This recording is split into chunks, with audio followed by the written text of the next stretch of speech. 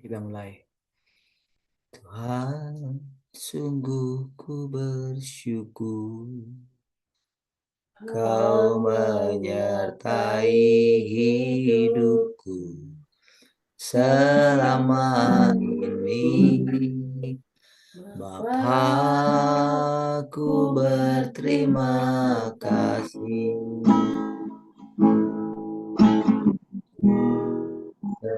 setiamu yang tak pernah berakhir. Aku ada hari ini karena Tuhan baik dan teramat baik bagiku. Semua yang ku alami bersamamu ku lewati, indahnya kasih Tuhan seperti pelangi. Sehabis hujan, Tuhan, sungguh ku bersyukur Kau menyertai hidupku selama ini. Bapa, ku berterima kasih untuk kasih setiamu yang tak pernah berakhir. Aku ada hari ini karena Tuhan baik dan teramat baik bagiku. Semua yang ku alami bersamamu ku lewati, indahnya kasih Tuhan seperti pelangi. Sehabis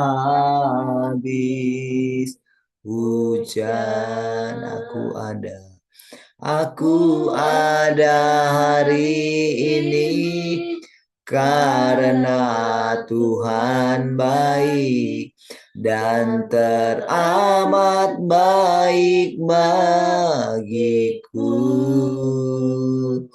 Semua yang ku alami bersamamu ku lewati, indahnya kasih Tuhan seperti pelangi. Sehabis hujan, indahnya kasih Tuhan seperti pelangi. Sehabis hujan, indahnya kasih Tuhan seperti pelangi. Sehabis hujan. Kami bersyukur Tuhan, keberadaanmu nyata dalam hidup kami. Kami bersyukur Tuhan, Kau ada di antara kami.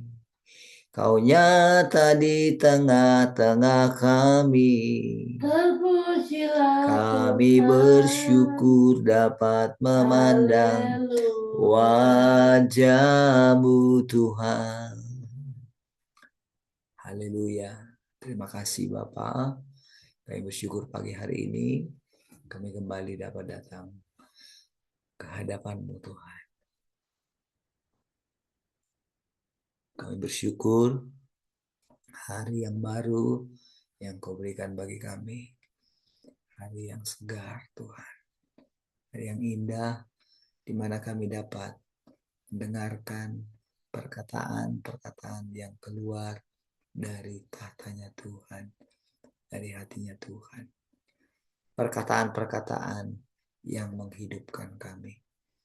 Perkataan-perkataan yang menenangkan jiwa kami. Yang membuat kami bisa terus hidup Tuhan. Terima kasih Tuhan. Terpujilah Engkau Tuhan. Silahkan Tuhan. Kau berkata-kata bagi kami. Pujilah Engkau Tuhan dari sekarang sampai selama-lamanya. Mari kita semua yang merindukan firman Tuhan sama-sama katakan. Amin.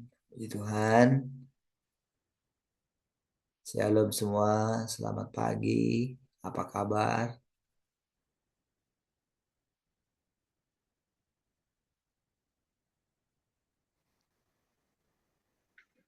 Shalom semua, selamat pagi, kabar baik, kabar sehat, berkat Tuhan melimpah. Yes, yes, yes.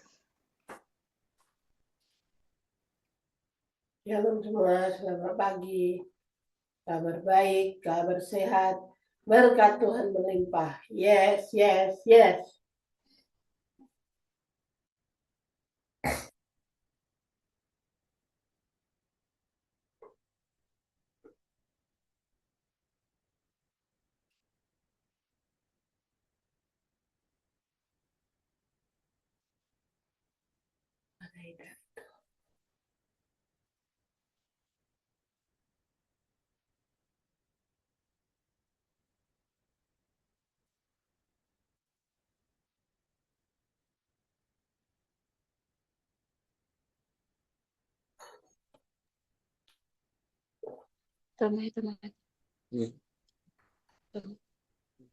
Shalom semua, selamat pagi, kabar baik, kabar sehat, berkat Tuhan melimpah. Yes, yes, yes. Yes. Baik, tenang ya. Shalom keluarga Tian. Bekerja ya. Baik. Selamat bekerja. Ada yang mau sharing?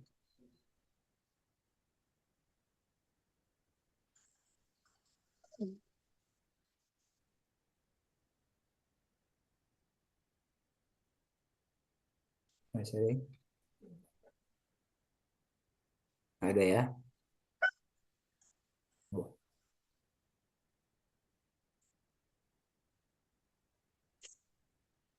Caca mau sharing ya?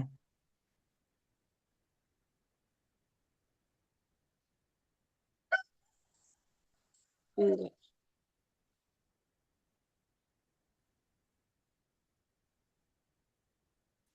Enggak ya? Kalau enggak sih, biar mic-nya di... Enggak. Baik. Dah. Shalom. Cerita. Selamat pagi, apa kabar?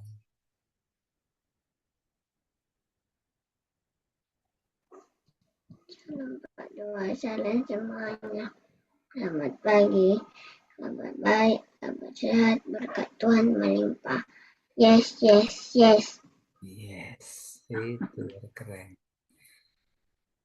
Shalom keluarga Glory, selamat pagi, apa kabar? Shalom semua, selamat pagi, kabar baik, kabar sehat, berkat Tuhan melimpah. Yes, yes, yes. Yes, baik, puji Tuhan ya.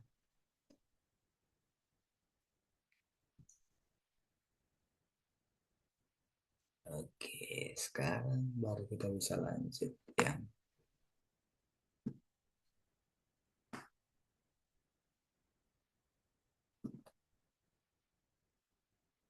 Otoritas dan kemampuan ya. Semacam ini adalah milik Sang Pencipta dan milik anak manusia yang di dalam dirinya Sang Pencipta diwujudkan. Inilah pemahaman yang diajarkan kepada umat manusia oleh Tuhan melalui dibangkitkannya Lazarus dari kematian.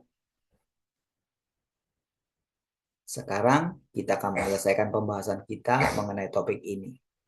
Selanjutnya, mari kita membaca dari kitab suci.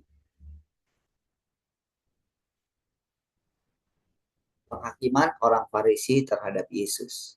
Markus 3 ayat 21 sampai 22. Ketika teman-temannya mendengar hal itu, mereka keluar untuk mendapatkannya. Karena kata mereka, dia sudah tidak waras. Dan ahli-ahli Taurat yang datang dari Yerusalem berkata, dia kerasukan Beelzebul. Dan dengan kekuatan pangeran iblis, dia mengusir iblis. 11. Teguran Yesus terhadap orang Farisi. Matius 12 ayat 31 sampai 32. Aku berkata kepadamu, semua jenis dan dosa hujat kepada manusia akan diampuni, tetapi hujat terhadap Roh Kudus tidak akan diampuni. Dan barang siapa yang berkata-kata melawan anak manusia, ia akan diampuni. Tetapi jika ia berkata-kata melawan Roh Kudus, ia tidak akan diampuni. Tidak di dunia ini ataupun di dunia yang akan datang. Matius 23 ayat 13 sampai 15. Tetapi celakalah engkau ahli-ahli Taurat dan orang-orang Farisi, orang munafik, karena engkau menutup kerajaan sorga terhadap manusia. Padahal engkau sendiri tidak pernah pergi ke sana. Namun engkau menghalangi orang-orang yang berusaha masuk ke sana. Celakalah engkau ahli-ahli Taurat dan orang-orang Farisi, orang-orang munafik, karena engkau mengganyang rumah janda-janda, namun engkau berpura-pura menaikkan doa yang panjang. Karena itulah engkau akan menerima hukuman yang lebih berat. Celakalah engkau ahli-ahli Taurat dan orang-orang Farisi, orang munafik, karena engkau melintasi lautan dan daratan untuk menjadikan satu orang bertobat menjadi pengikutmu. Tetapi begitu ia bertobat, engkau menjadikan anak neraka yang 2 kali lebih jahat daripada dirimu sendiri. Baik. Isi kedua perikop di atas berbeda. Mari kita melihat perikop yang pertama terlebih dahulu, penghakiman orang Farisi terhadap Yesus. Dalam Alkitab, penilaian orang-orang Farisi mengenai Yesus itu sendiri dan hal-hal yang dia lakukan adalah, kata mereka, dia sudah tidak waras. Dia kerasukan Beelzebul dan dengan kekuatan pangeran iblis dia mengusir iblis. Itu tadi yang di Markus 3 ayat 21 sampai 22. Penghakiman yang dilakukan ahli-ahli Taurat dan orang-orang Farisi terhadap Tuhan Yesus bukan sekedar mereka meniru perkataan orang lain, juga bukan dugaan tak berdasar, melainkan kesimpulan yang mereka ambil mengenai Tuhan Yesus berdasarkan apa yang mereka lihat dan dengar tentang tindakannya.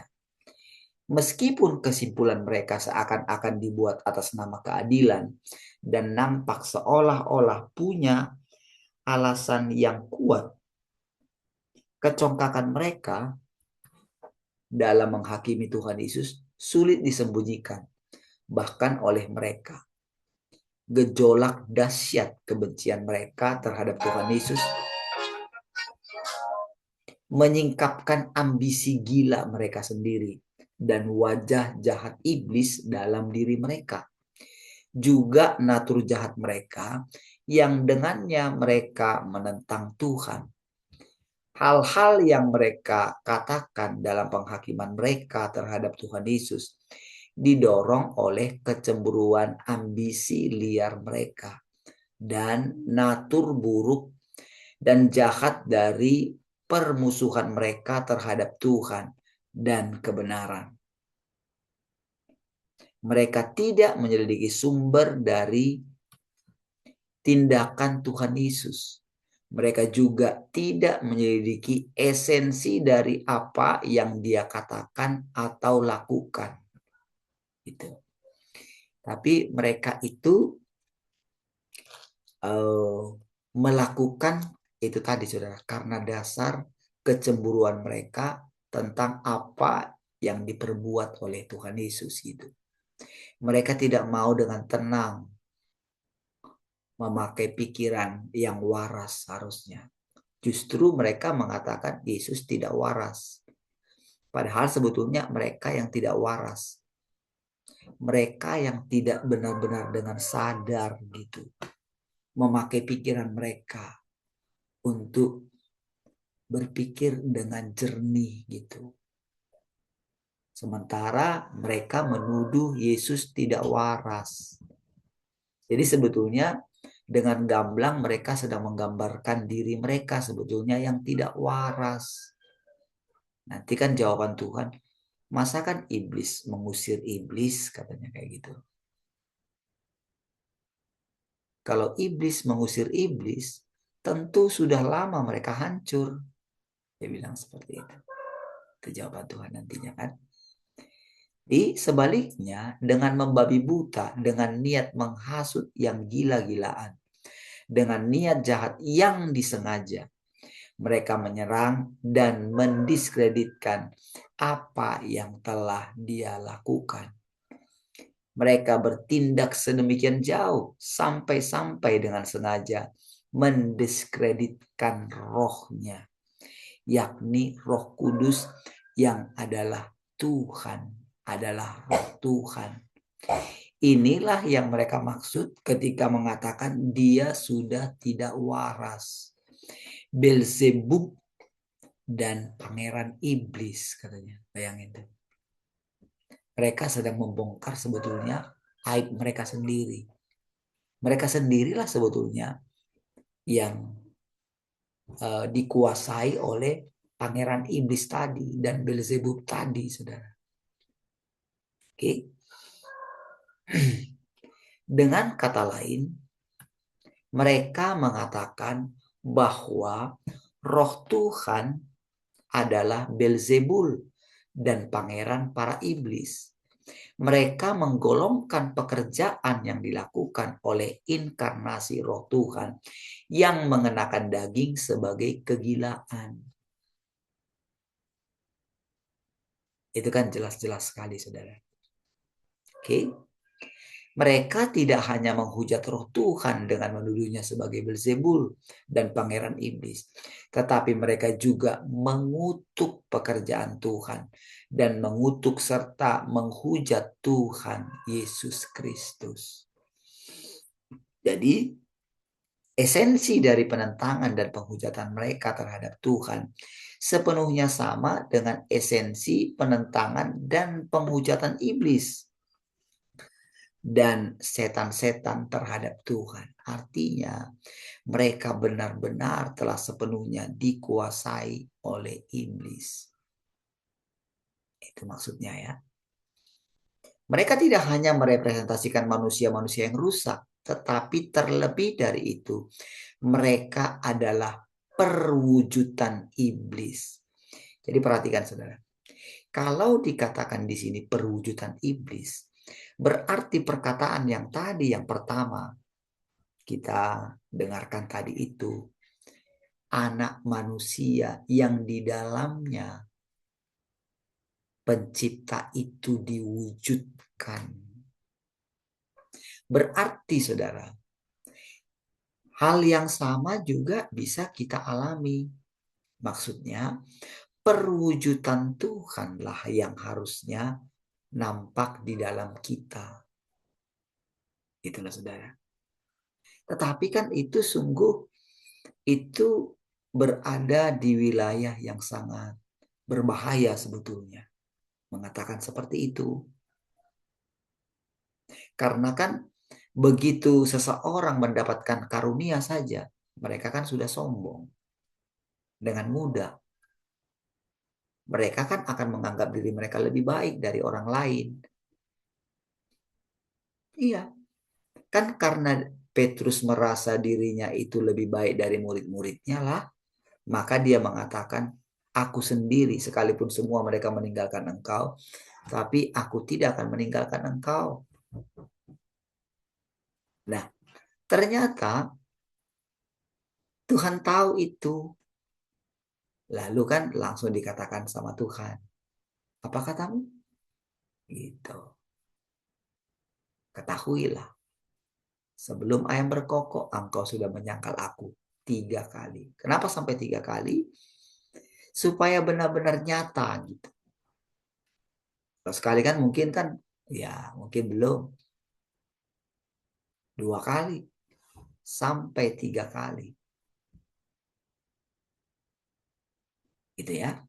Nah, tapi ketika Tuhan Yesus datang kedua kali, yang pertama kali kan mereka tidak menerima. Sulit menerimanya, saudara. Makanya, saudara, ketika Tuhan Yesus umur 12 tahun itu, kan seolah-olah di situ kan hampir saja kita boleh melihat bagaimana Yesus akan menyatakan dirinya. Kan pada waktu itu kan tidak tahu. Makanya sampai dia bilang ketika dia ditegur sama Maria, kenapa kamu ini nak? Dia masih anak-anak. Lalu dia menjawab, apa kalian tidak tahu aku harus di rumah Bapakku? Benar gak yang dikatakan Yesus? Benar sebetulnya. Tapi Roh Kudus yang di dalam dirinya yang membimbing dia. Gitu loh, saudara. Sama, saudara. Sebetulnya di dalam diri kita, di dalam diri para murid Tuhan, prosesnya juga seperti itu.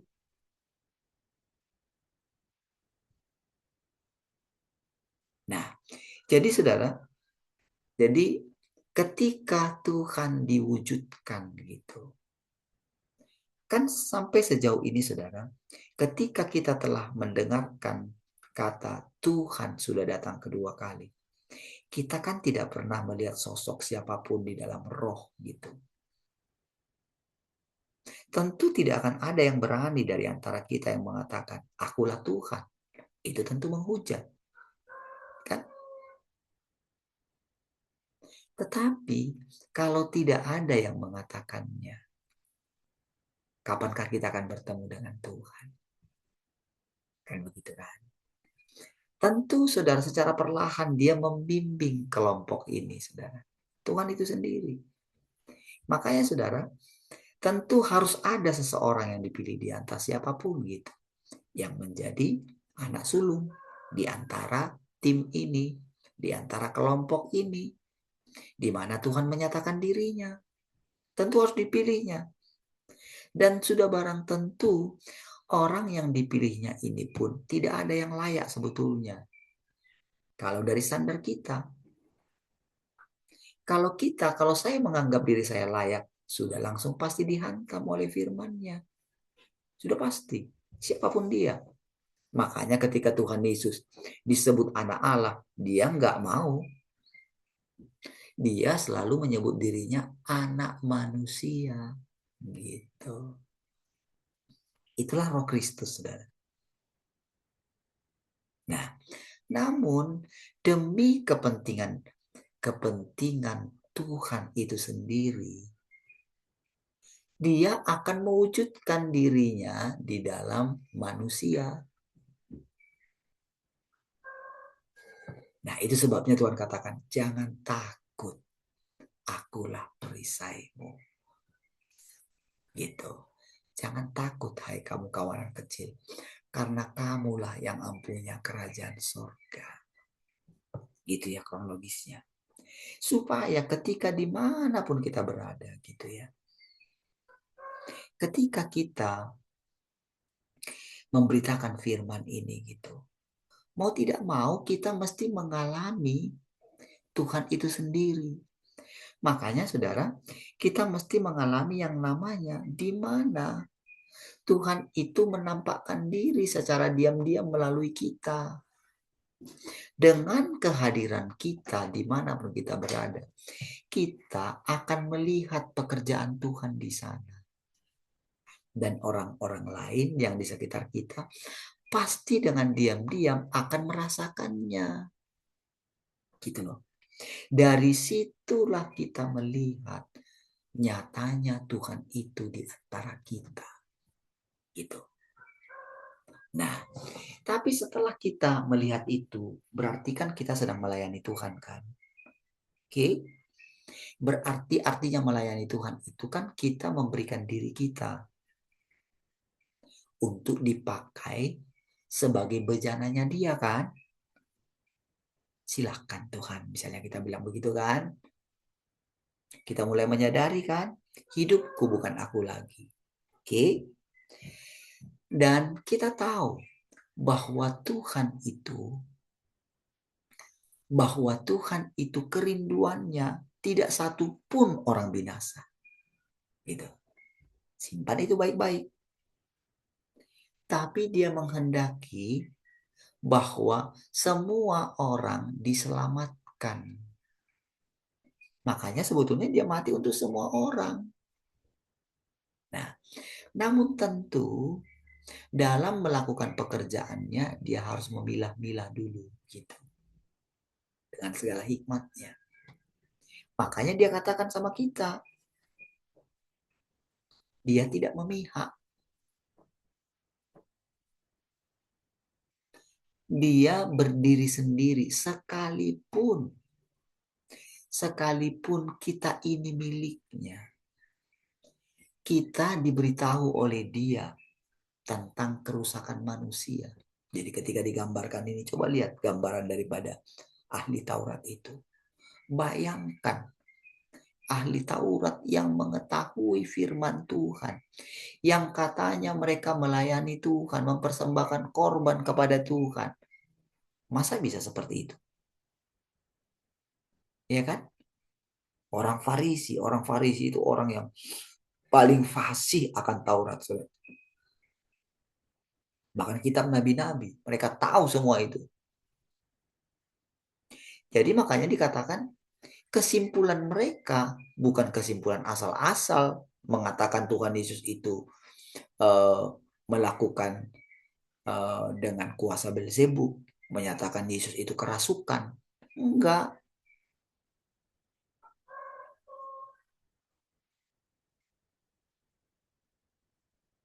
Makanya Tuhan langsung menghakimi mereka.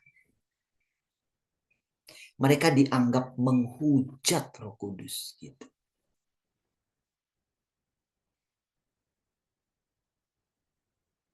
Karena apa? Sebetulnya mereka itu harusnya adalah orang waras karena firman Tuhan. Tetapi karena mereka dikuasai oleh kecemburuan tadi, disitulah mereka benar-benar menjadi perwujudan iblis. Kan gitu kan?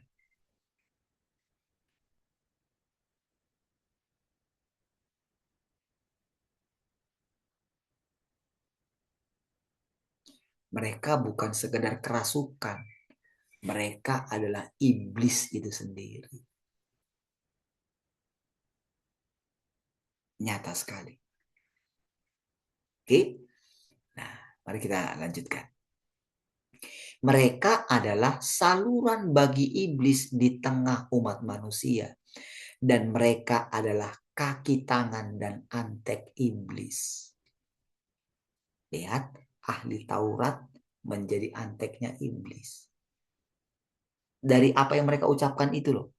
Dari situ ketahuan. Itu yang sedang Tuhan katakan gitu. Ketika mereka mengatakan Yesus itu kerasukan.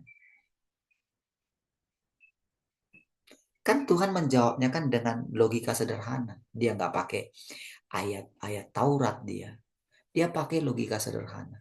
Gimana kamu ini? Masa iblis mengusir iblis? Kalau enggak sudah terjadi perpecahan lah di antara mereka. tentu kerajaan mereka sudah lama hancur. Kalau iblis mengusir iblis.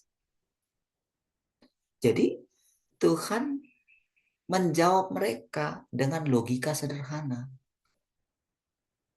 Dengan orang yang berpikiran waras. Itulah saudara. Nah, sama seperti itulah dia mengajar kita. Makanya ketika kita takut untuk menjadi perwujudan Tuhan, kan hanya ada dua. Perwujudan iblis atau perwujudan Tuhan kan? Sebetulnya kan? Makanya Tuhan mengajar kita secara perlahan gitu. Dia pakai logika. Kalau kamu tidak berani buka mulut karena kamu takut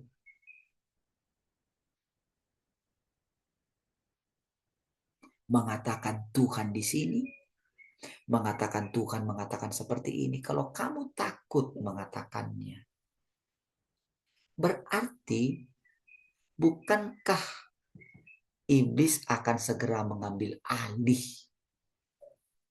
Kan gitu kan? Betulnya kan?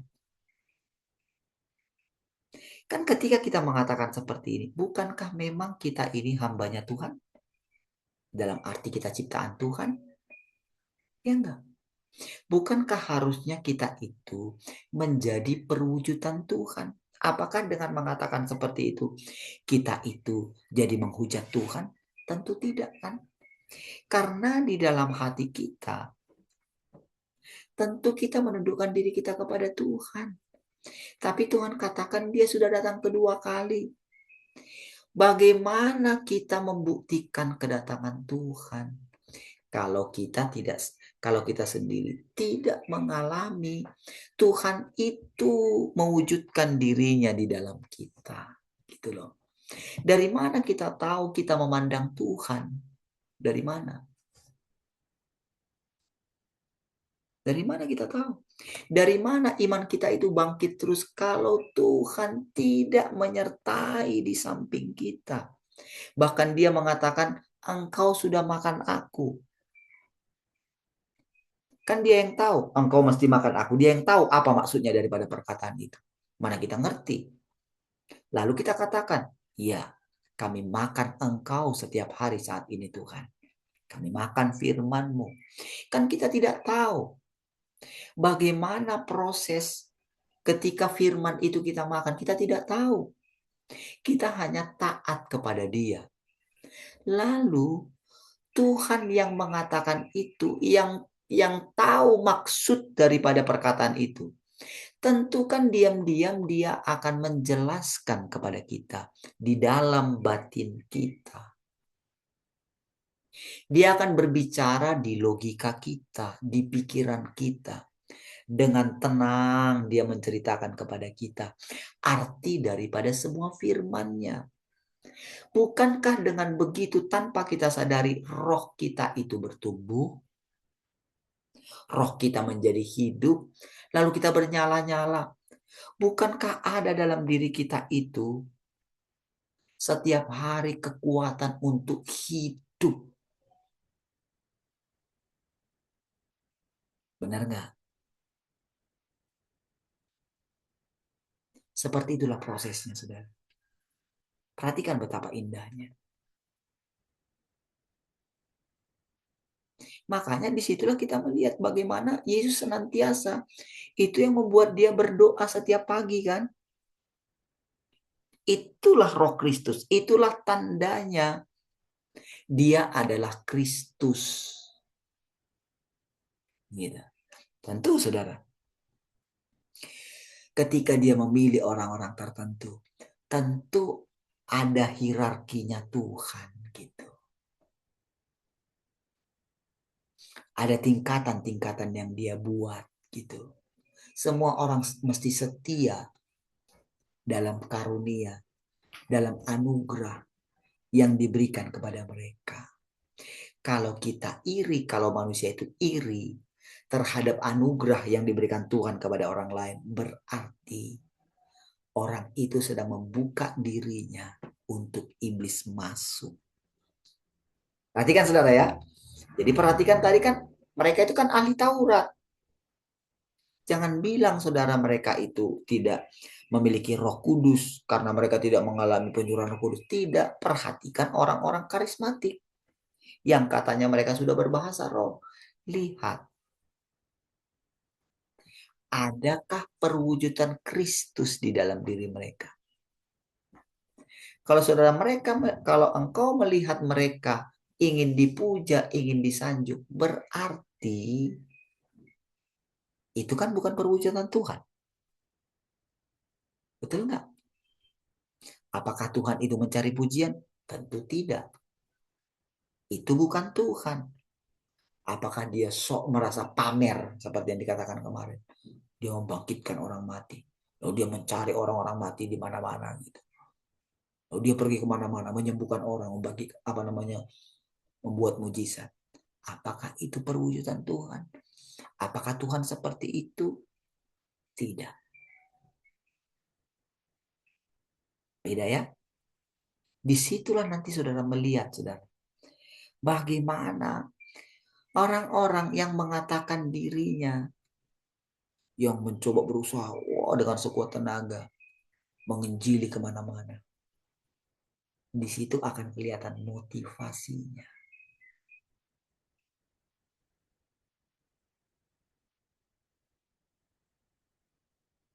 Baik ya, mari kita lanjut lagi. Mereka seorang iblis di tengah umat manusia dan mereka adalah kaki, tangan, dan ante iblis. Wow, ngeri sekali ya. Esensi penghujatan dan fitnahan mereka terhadap Tuhan Yesus Kristus adalah pergulatan mereka melawan Tuhan demi status. Penentangan mereka terhadap Tuhan. Pengujian mereka yang tanpa henti terhadap Tuhan. Esensi penentangan mereka terhadap Tuhan. Dan sikap bermusuhan mereka terhadapnya. Juga perkataan dan pemikiran mereka. Semua itu secara langsung menghujat dan membangkitkan amarah Roh Tuhan.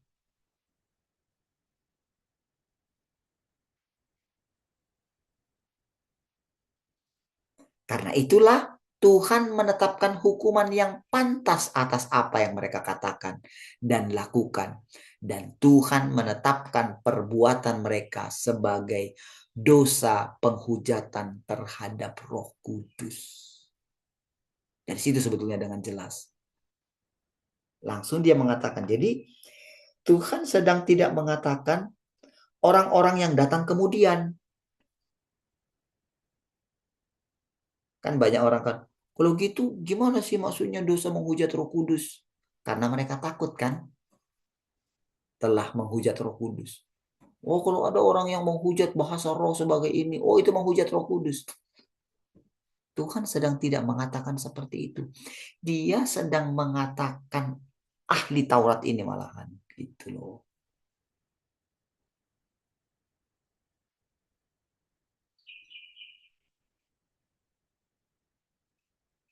Dia tidak berbicara kepada yang lain.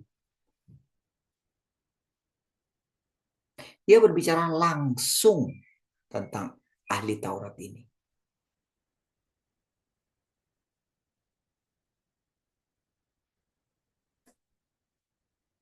Sampai mereka mengatakan seperti itu. Gitu ya.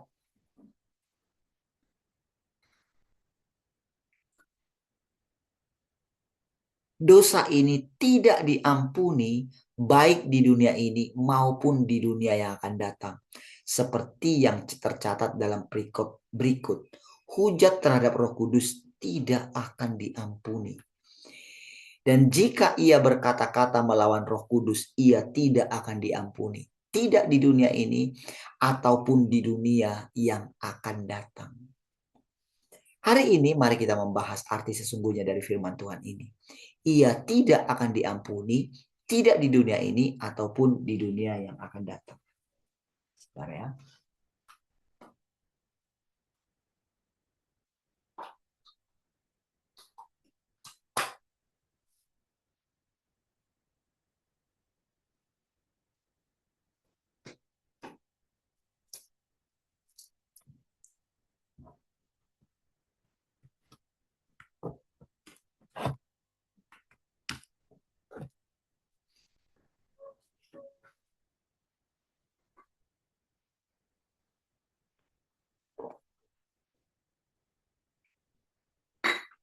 semua yang telah kita bahas berhubungan dengan watak Tuhan dan sikapnya terhadap manusia, peristiwa dan berbagai hal.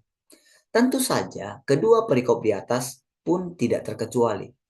Apakah engkau semua memperhatikan sesuatu dalam kedua perikop kitab suci ini? Sebagian orang mengatakan bahwa mereka melihat kemarahan Tuhan di dalamnya. Oke, ada yang mengatakan mereka melihat sisi dari watak Tuhan yang tidak menoleransi pelanggaran manusia. Dan bahwa apabila orang melakukan sesuatu yang menghujat Tuhan, mereka tidak akan menerima pengampunannya. Terlepas dari fakta bahwa orang melihat dan menyadari kemarahan Tuhan dan sikapnya yang tidak menoleransi pelanggaran manusia, di dalam kedua perikop ini, mereka tetap tidak benar-benar memahami sikapnya tersebut. Karena apa, saudara? Mereka belum mengalami persekutuan dengan Tuhan yang dalam. Ya, tersirat di dalam kedua perikop ini petunjuk tersembunyi tentang sikap Tuhan yang sesungguhnya dan pendekatannya terhadap mereka yang menghujat dan membuatnya marah. Sikap dan pendekatannya menunjukkan makna sebenarnya dari perikop berikut. Jika ia berkata-kata melawan Roh Kudus, tidak akan diampuni, tidak di dunia ini ataupun di dunia yang akan datang. Ketika orang-orang menghujat Tuhan dan ketika mereka membuatnya marah, dia mengeluarkan putusan. Dan putusan ini adalah kesudahan yang ditetapkan olehnya. Dijelaskan seperti ini di dalam Alkitab. Aku berkata kepadamu, semua jenis dan dosa hujat kepada manusia akan diampuni. Tetapi hujat terhadap Roh Kudus tidak akan diampuni. Matius 12 ayat 31. Dan tetapi celakalah engkau ahli-ahli Taurat dan orang-orang Farisi, orang-orang munafik. Matius 23 ayat 31.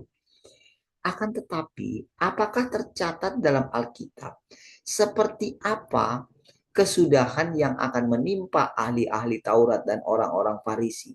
Juga orang-orang yang mengatakan bahwa Tuhan Yesus sudah gila setelah dia mengatakan hal-hal ini. Apakah tercatat dalam Alkitab bahwa mereka akan mengalami hukuman tertentu? Tidak. Sudah pasti tidak ada tercatat. Mengatakan tidak di sini bukan berarti tidak ada catatan tersebut. Tetapi sebenarnya adalah karena tidak ada kesudahan yang dapat dilihat oleh mata manusia. Mengatakan tidak tercatat memperjelas suatu hal, yaitu sikap dan prinsip Tuhan dalam menangani hal-hal tertentu. Tuhan tidak menutup mata atau telinga terhadap orang-orang yang menghujat atau menentang dirinya, atau bahkan mereka yang memfitnah dia, terhadap orang-orang yang secara sengaja menyerang, memfitnah, dan mengutuknya. Tetapi sebaliknya, dia memiliki sikap yang jelas terhadap mereka. Dia membenci orang-orang ini. Dan dia mengutuk mereka di dalam hatinya. Dia bahkan secara terbuka menyatakan kesudahan yang akan menimpa mereka. Supaya orang-orang tahu bahwa dia memiliki sikap yang jelas terhadap orang-orang yang menghujatnya.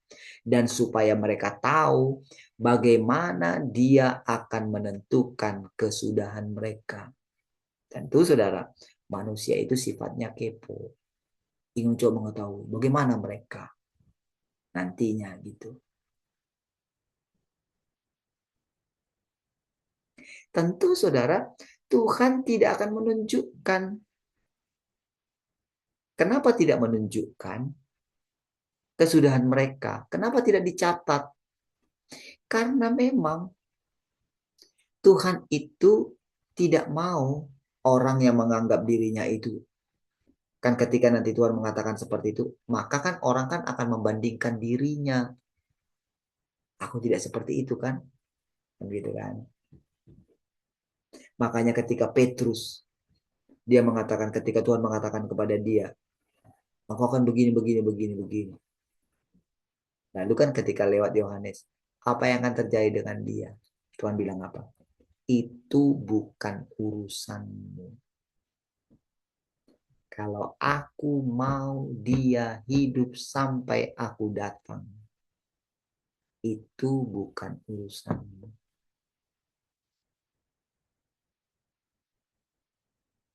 Tapi di sini kita melihat bagaimana sikap Tuhan yang tegas gitu.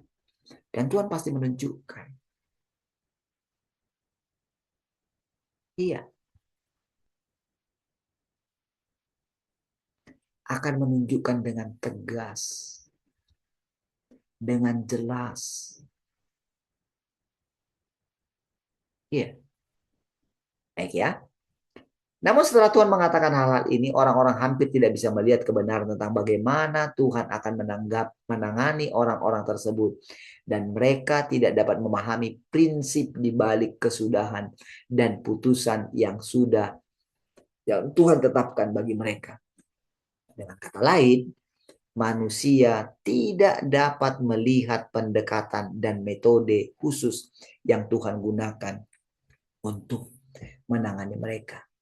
Ini berkaitan dengan prinsip Tuhan dalam melakukan sesuatu. Tuhan menggunakan kemunculan berbagai fakta untuk menangani perilaku jahat sebagian orang. Dengan kata lain, dia tidak mengumumkan dosa mereka dan tidak menetapkan kesudahan mereka. Tetapi dia secara langsung menggunakan kemunculan fakta-fakta untuk memberikan kepada mereka hukuman dan balasan mereka yang setimpal. Ketika fakta-fakta ini terjadi, daging orang-orang itulah yang menderita hukuman. Yang berarti bahwa hukuman adalah sesuatu yang dapat dilihat dengan mata manusia. Ketika menangani perilaku jahat beberapa orang, Tuhan hanya mengutuk mereka dengan perkataan dan kemarahannya pun ditimpakan kepada mereka. Tetapi hukuman yang mereka terima mungkin sesuatu yang tidak dapat dilihat manusia. Namun demikian, kesudahan semacam ini mungkin jauh lebih berat dibandingkan kesudahan yang masih dapat dilihat orang. Seperti dihukum atau dibunuh. Ini karena dalam keadaan di mana Tuhan telah menetapkan untuk tidak menyelamatkan jenis orang semacam ini. Makanya dikatakan juga tidak di dunia yang akan datang. Jadi itu fatal sekali sebetulnya hukumannya. Memang tidak terlihat. Karena yang menangani itu Tuhan gitu. Secara pribadi gitu. Dan pasti orang itu pasti akan mengalami seperti yang dikatakan Tuhan. Pasti. Untuk tidak lagi menunjukkan belas kasihan dan toleransi terhadap mereka. Untuk tidak lagi memberikan peluang bagi mereka.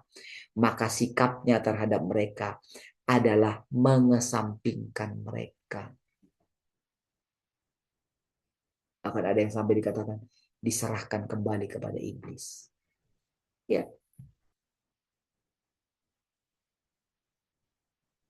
Jadi saudara, apa artinya saudara? Ketika saudara ada di sini, ketika engkau masih bisa merasakan keindahan Tuhan, ketika engkau masih rasanya yang tadinya pikiran tuh rasanya nggak tahu lagi, ketika engkau ada di sini, tiba-tiba pikiranmu terbuka kembali, itu berarti anugerah Tuhan masih ada dalam dirimu. Ketika engkau berdoa, engkau mulai mendengarkan. Engkau mulai tahu apa yang mau engkau doakan. Apa prioritas doamu. Disitulah engkau masih melihat Tuhan. Dan dia akan terus menuntun engkau, membimbing engkau. Jalan-jalanmu itu kayak ada yang dihalangi dia, ada yang dibuka dia. Engkau tidak akan pernah bisa terlepas dari Tuhan. Disitulah kita mengalami, saudara, penggembalaan Tuhan. Dengan sabar. Berarti, saudara, secara diam-diam kita mesti punya hubungan yang pribadi dengan Tuhan yang berbicara kepada kita setiap hari. Iya. Tentu Tuhan yang di dalam dirimu. Engkau mesti mengenali perwujudan Tuhan itu. Mesti mengenali dia. Engkau mesti bertemu dengan Tuhan itu sendiri. Bukan dengan manusia ini. Bukan. Tetapi dengan Tuhan itu sendiri. Engkau mesti mengenali dia. Engkau diam-diam mesti menjalin hubungan dengan dia. Engkau diam-diam mesti berjanji, bertekad di dalam hatimu. Apapun yang terjadi, aku mesti duduk di kaki Tuhan. Gitu loh. Aku mesti mengenali apa bedanya ada di sini dengan di tempat lain. Apa bedanya mendengarkan kata-kata di sini dengan kata-kata di gereja lain. Engkau mesti melihat perbedaannya. Tuhan seperti apa? Tuhan zaman apa yang sedang datang kepada dirimu? Apakah dia menunjukkan keadaan dirimu? Apakah dia menyingkapkan siapa dirimu? Apakah engkau menjadi rela supaya Tuhan menyingkapkan keburukanmu, kerusakanmu?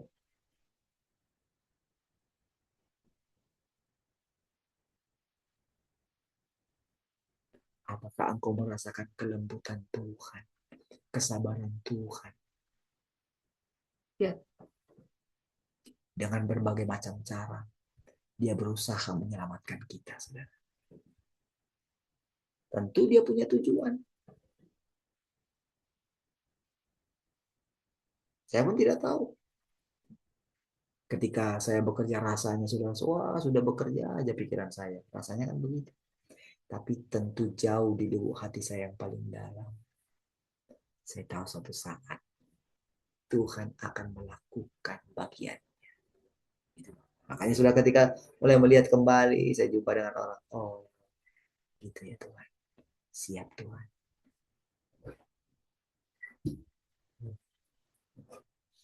Lihat. Apa artinya mengesampingkan? Arti dasar istilah ini adalah tidak menghiraukan.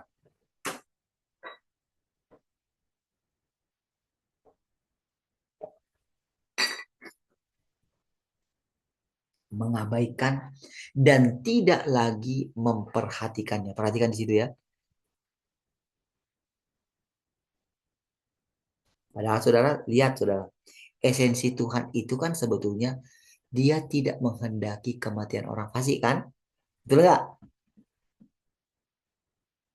Jadi ketika Tuhan mengumumkan itu, saudara. Saudara, Tuhan itu sekali dia berfirman pasti terjadi. Iya. Jadi penghukumannya sebetulnya adalah ketika dia berfirman itu. Iya.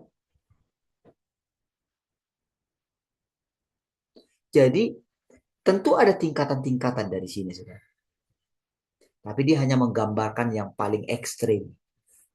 Tidak di dunia yang akan datang.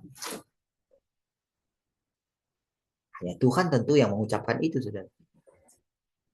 Dan kepada siapa?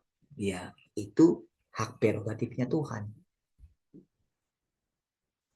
Tapi ketika sampai dikatakan ketika orang sampai apa ya tertipu oleh dunia ini, tertipu oleh karena kepahitan hatinya. Nah, di situ dia sudah. Iya, saudara, Di antara kita selalu ada harus mengatakan dia tidak lebih baik dari orang lain. Apa perwujudannya? Tentu dia harus tekun dulu di kaki Tuhan. Kalau dia mengatakan seperti itu, tapi dia itu tidak duduk di kaki Tuhan, dia sedang berbohong. Ya. Jadi kalau ada orang tanpa datang di situ pun aku bisa kok. Mari kita lihat. Di sini sudah nanti akan dikatakan menghiraukan, tidak menghiraukan, mengabaikan, dan tidak lagi memperhatikannya. Waduh. Sebetulnya hukuman sudah diterima.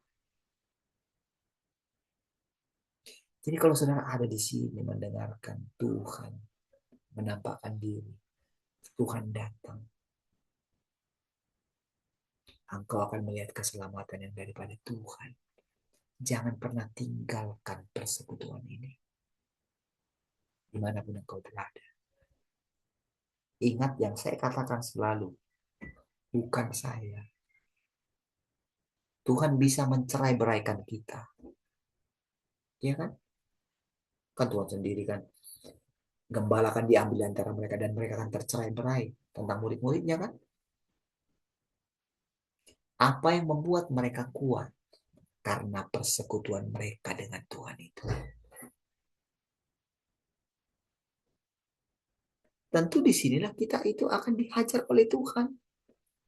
Tentu disinilah kita dimurnikan oleh Tuhan dalam persekutuan ini. Disinilah kita diajar setiap hari oleh Tuhan.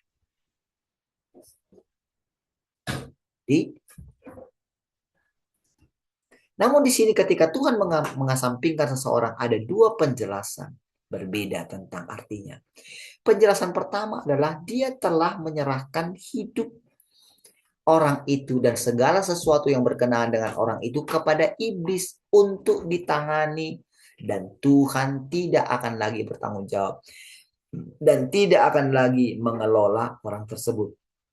Silakan. Suka mula iblis, kira-kira kayak gitu. Oke.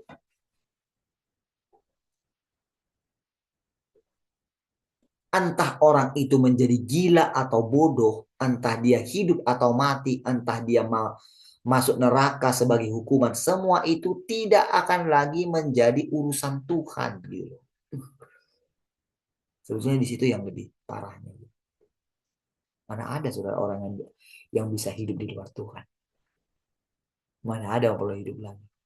Kira-kira tahu nggak gimana kerusakannya?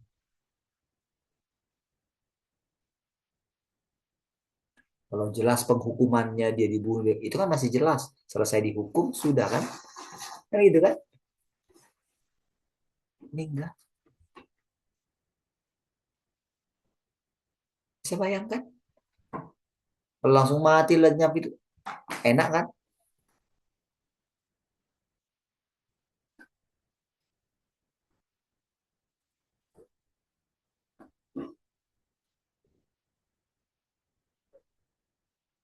Ini akan berarti bahwa makhluk semacam itu tidak ada lagi hubungannya dengan Sang Pencipta. Penjelasan kedua adalah bahwa Tuhan telah menentukan bahwa dia sendiri ingin melakukan sesuatu terhadap orang ini dengan tangannya sendiri. Mungkin dia akan memakai jasa orang semacam ini, atau mungkin saja dia akan menggunakan orang ini sebagai sebuah kontras. Mungkin dia akan memiliki cara yang khusus untuk menangani orang semacam ini. Cara khusus untuk memperlakukan dirinya sama seperti dengan Paulus. Misalnya, inilah prinsip dan sikap dalam hati Tuhan yang dengannya dia telah menetapkan untuk menangani orang semacam ini. Jadi, jika orang menentang Tuhan, memfitnah dan menghujatnya, jika mereka mencela wataknya, atau jika mereka menekan Tuhan sehingga melewati batas kesabarannya, maka akibatnya tidak terbayangkan. Akibat paling berat adalah Tuhan menyerahkan hidup mereka dan segala sesuatu yang berkenaan dengan mereka kepada iblis sepenuhnya. Itulah yang paling berat. Besok kita lanjutkan lagi. Kita berdoa. Terima kasih Tuhan, kami bersyukur untuk persekutuan ini. Pujilah Engkau Tuhan yang terus membimbing dan mengajari kami. Kami bersyukur kami boleh mendengarkan firman Tuhan setiap hari. Dan kami boleh memakan firman Tuhan dan minum firman Tuhan. Sehingga firman Tuhan itu menjadi hidup dalam diri kami. Pujilah Engkau Tuhan dari sekarang sampai selama-lamanya. Semua orang yang mengasihi Tuhan sama-sama katakan. Amin.